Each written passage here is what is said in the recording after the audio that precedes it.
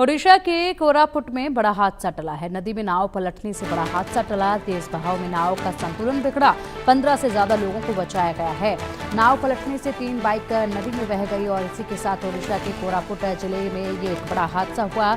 उस समय यह हादसा टल गया जब इंद्रावती नदी पार कर रही एक नाव अचानक से पलट गई। इस नाव में 15 से अधिक लोग और 3 मोटरसाइकिलें सवार थी। तेज बहाव के बीच नाव का संतुलन बिगड़ गया और वह पलट गई। हादसे में किसी की जान नहीं गई, लेकिन तीनों बाइकें नदी में बह गई। नाव में सवार लोगों में कुछ पानी में गिर पड़े, जबकि कुछ ने तैरकर या नाव को पकड़कर किसी तरह अपनी जान बचाई। सभी यात्री रोज की तरह नदी पार कर रहे थे, लेकिन मानसून की वजह से जल स्तर और बहाव दोनों ही ज्यादा थे। घटना के तुरंत बाद आसपास के ग्रामीण और राहगीर हरकत में आए। उन्होंने बिना देर किए यहां रस्सियों और छोटे नाव की मदद से लोगों को पानी से बाहर निकाला। 4 युवकों को स्थानीय लोगों ने सुरक्षित बचाया। बाकी यात्री भी किसी तरह तैरकर किनारे आ गए। यह घटना ऐसे समय पर हुई है जब इंद्रावती नदी में बारिश के कारण पानी का स्तर काफी बढ़ा हुआ था। हादसे के बाद गांव में दहशत का माहौल देखा जा रहा है और लोग डरे हुए नजर आ रहे हैं। प्रशासन ने नाव चालकों और यात्रियों से सावधानी बरतने की अपील की है। तस्वीरें देखिए, एक नाव और हर रोज की तरह इस नाव में सवार होकर रास्ता पार किया जा रहा था, लेकिन इन दिनों जो है तमाम नदी नाले उफान पर है और इसी के साथ यहाँ पर भी पानी का लेवल जो है वो बेहद अधिक बढ़ा हुआ था। इस नाव में 15 लोग सवार थे। साथ ही साथ जो मोटरसाइकिल जो हैं, 2 मोटरसाइकिल भी इसमें सवार की गई थी और उसके बाद यहाँ पर पानी का लेवल बढ़ने की वजह से नाव पलटती है। लेकिन गनीमत ये रही कि जनहानि नहीं हुई, लेकिन दोनों बाइक जो हैं वो बह गई हैं। इसलिए लोगों से अपील की जा रही है कि नदी नालों से फिलहाल आप लोगों को दूर रहने की ज़रूरत है। यह आप ही के लिए बेहद ज़रूरी है। और चलिए अब इसी पर अधिक जानकारी के लिए हमारे सहयोगियों का रुख करेंगे। इस वक्त हमारे सहयोगी अक्षय महाराणा हमारे साथ जुड़े हुए हैं। कामेश्वर भी हमारे साथ है और संजय श्रीवास्तव भी देहरादून से अपडेट देंगे। अक्षय महाराणा का सबसे पहले रुख करेंगे। अक्षय, लगातार लोगों से अपील की जा रही है कि नदी नालों से दूर रहें, क्योंकि इस वक्त नदी नाले जो हैं वो उफान पर है और ऐसे में खतरा मंडरा रहा है। लेकिन बावजूद इसके प्रशासन की ये तमाम बातों को सुना क्यों नहीं जा रहा है? बड़ा हादसा होने से बचा है अभी यहाँ पर।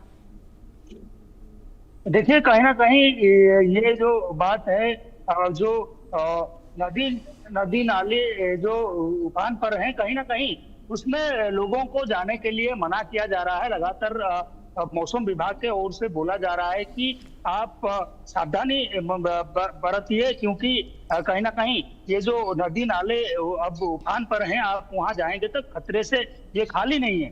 तो कहीं ना कहीं ये जो लोग हैं, ये जो लोग हैं वो यातायात के लिए वो नदी का इस्तेमाल करते हैं, तो इसीलिए नाव में ज्यादातर लोग नदी पार हो जाते हैं। तो कहीं ना कहीं इसमें जो 15 लोग थे, 15 लोग को बचा लिया गया है। जान की नुकसान नहीं हुआ है, लेकिन जो बाइक वो ले जा रहे थे, उस बाइक को बहाकर ले गया है नदी। तो कहीं ना कहीं ये नदी उफान पर है और जो मौसम विभाग है तमाम जिले पर अलर्ट रखा हुआ है। लगभग 5 से 6 जिले को अब अलर्ट में रखा हुआ है मौसम विभाग। तो कहीं ना कहीं इन इलाकों में ज्यादातर बारिश होने की संभावना है, इसीलिए लोगों को सतर्क रहने के लिए मौसम विभाग ने बोल दिया है। तो कहीं ना कहीं ये लोग जो आप कोरापुट बोल लीजिए, मालकानगिरी, कोरापुट और बालेश्वर, मयूरभंज, इन इलाकों में ज्यादातर बारिश होने की जो संभावना ये जताई जा रही है। तो कहीं ना कहीं इन इलाकों में ज्यादातर लोगों को आह्वान किया जा रहा है कि कैसे लोग सतर्क रहे और नदी उनको ज्यादातर भरोसा मत कीजिए, क्योंकि नदियों में आप जाएंगे तो कहीं ना कहीं आपके जान को नुकसान हो सकता है। फिलहाल शिमला का रुख कर लेते हैं। हमारे सहयोगी कामेश्वर शिमला से अधिक अपडेट के लिए जुड़े हुए हैं। कामेश्वर, शिमला में फिलहाल कैसा मौसम है, क्या अपडेट आप दे रहे हैं? लगातार तबाही की तस्वीरें हम देख पा रहे हैं, बड़ा नुकसान अब तक हो चला है। जी बिल्कुल, अगर देखा जाए राजधानी शिमला में रात्रि के समय अत्यधिक वर्षा देखने को जरूर मिली, लेकिन जिस तरीके से जो कुल्लू नाले की अगर हम बात करें तो सोलंग नाले के पास जो भारी वर्षा के चलते वहां पर जो बादल फटा, जिसके चलते जो खासकर जो केलांग से मनाली की तरफ जाने वाला सड़क मार्ग पूरी तरह से अवरुद्ध हो चुका है। फिलहाल वहां पर बीआरओ की टीमें मौके पर पहुंच चुकी है और सड़क को बहाल करने का कार्य फिलहाल युद्ध स्तर पर किया जा रहा है। वहीं अगर देखा जाए लगातार जिस तरीके से एक सप्ताह में जो देखा जा रहा है, हिमाचल प्रदेश में जब से मानसून प्रवेश हुआ तब से तबाही अत्यधिक देखने को मिली है। सबसे अधिक जो नुकसान अगर देखा जाए सिराज विधानसभा क्षेत्र के अंतर्गत आता है। जो नेता प्रतिपक्ष जयराम ठाकुर व पूर्व मुख्यमंत्री है, उनके क्षेत्र में अत्यधिक नुकसान देखने को मिला। वहीं आज जो लोक निर्माण व शहरी विकास मंत्री स्वयं थुनाग जाएंगे, वहां का दौरा करेंगे, वहां से लोगों से बातचीत करेंगे, कितना नुकसान हुआ उसका जायजा लेंगे। और अगर देखा जा रहा है जिस तरीके से सैकड़ों की सड़क ऐसी है जो कि अभी अवरुद्ध है, जिसके चलते लोगों को आने जाने में भारी परेशानियों का सामना करना पड़ा। लगातार जिस तरीके से देखा जा रहा है प्रदेश में एक सप्ताह से जो मूसलाधार वर्षा हो रही है, इससे कहीं ना कहीं अब पर्यटक भी प्रदेश में कम आ रहे, क्योंकि लगातार जो पहले देखा जा रहा था पंजाब, हरियाणा, चंडीगढ़, राजस्थान, गुजरात व अन्य राज्यों से लगातार जो पर्यटक है, हिमाचल प्रदेश के जो पर्यटक स्थल कुल्लू मनाली, खजियार, शिमला और जो सोलंग नाला के अटल टनल, सोर पोर्टल, इन क्षेत्रों में पहुंचे। लेकिन अगर देखा जाए इन्हीं क्षेत्र में जो तबाही के मंजर देखने को मिला, अगर हम शिमला की बात करें, जिस तरीके से बहुमंजिला इमारत भट्टा गुफर में गिरी, अन्य जो 20 इमारतें हैं उन्हें भी कहीं ना तो कहीं खतरा बना हुआ है। ऐसे में लोगों ने अपने घरों के आगे बड़े बड़े तरपाल लगा दिए है ताकि वर्षा ना हो, यदि वर्षा होती है तो कहीं ना तो कहीं। और जो सबसे पहली बात यह है कि जिस तरीके जो धीमी वर्षा है वो कहीं ना तो कहीं घातक सिद्ध हो रही है, क्योंकि जब धीमी वर्षा लगातार जारी रहती है, धरती में नमी अधिक हो जाती है, जिससे लैंडस्लाइड की संभावनाएं अधिक बढ़ जाती है। और अगर देखा जाए हिमाचल प्रदेश में अभी तक सैकड़ों जो सड़क मार्ग अवरुद्ध है, पेयजल योजनाएं बाधित है, और इसके अलावा जो बिजली के ट्रांसफार्मर भी बंद होने के चलते लोग अंधेरे में रहने पर मजबूर है। वहीं अगर देखा जाए बीते दिन मुख्यमंत्री सुखविंदर सिंह सुक्खू ने भी हेलीकॉप्टर के माध्यम से जो लोग बेघर हो चुके थे और उन लोगों को भी जो राशन हेलीकॉप्टर के माध्यम से पहुंचाया। तो अगर देखा जाए सिराज विधानसभा क्षेत्र ऐसा है जहां पर जो अत्यधिक नुकसान हुआ, वहां पर अधिक जो देखा जाए एनडीआरएफ, एसडीआरएफ के जवान नहीं पहुंच पा रहे, जिससे यह आंकलन लगाया जा सकता है कि इसमें नुकसान और अधिक हो सकता है, क्योंकि अभी तक उन क्षेत्रों में जहां नुकसान तबाही की मंजर देखने को मिली। बिल्कुल बिल्कुल सही कह रहे हैं कामेश्वर आप। और फिलहाल एक और बड़ी जानकारी सामने आ रही है, उसका रुख करेंगे और उसके बाद हमारे सहयोगी संजय का रुख करेंगे। उत्तराखंड के कई जिलों में आफत की बारिश चल रही है लगातार। रुद्रप्रयाग जिले में भारी बारिश से तबाही आई है। भारी बारिश से उफान पर है अलकनंदा नदी, खतरे के निशान के पार है अलकनंदा नदी और निचले इलाकों में नदी का पानी घुस चला है।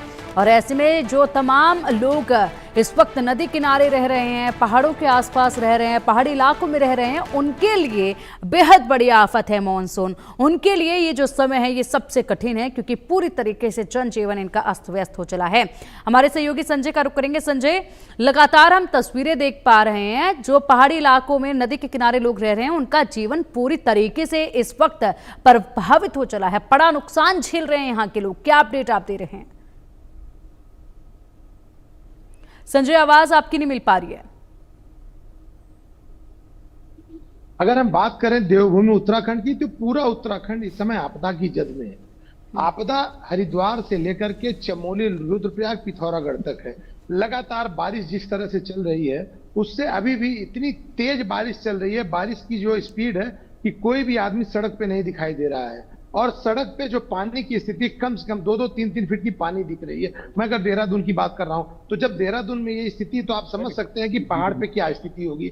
और अलकनंदा अपने खतरे के निशान से ऊपर चल रही है।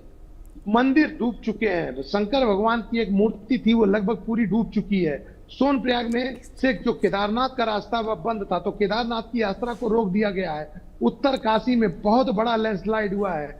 चमोली की अगर हम बात करें तो चमोली में जो बद्रीनाथ के रास्ते में बहुत बड़ी सड़क के पास बोल्डर्स गिरे थे, उन्हें हटाया गया है और उनको हटा करके रास्ते को सुगम बनाया जा रहा है। लेकिन इस समय जो जुलाई का माह है, पिछले 10 वर्षों से देखने को मिल रहा है कि आपदा की बारिश लेके आता है। तो जो बारिश चल रही है वो आपदा की ही बारिश कही जाएगी, क्योंकि घरों में पानी घुस गया है। लोग घरों में से निकल के बाहर रहने को मजबूर हो रहे हैं। डर ये लग रहा है कि कब घर कभी भी गिर सकते हैं। तो घर में लोग नहीं है, उनके लिए व्यवस्था की गई है। मुख्यमंत्री खुद निकल के सामने आए हैं। उन्होंने कहा है कि इस तूफानी बारिश में अगर बहुत जरूरत नहीं है तभी आप घर से निकलें। राहत कैंप बनाए गए हैं।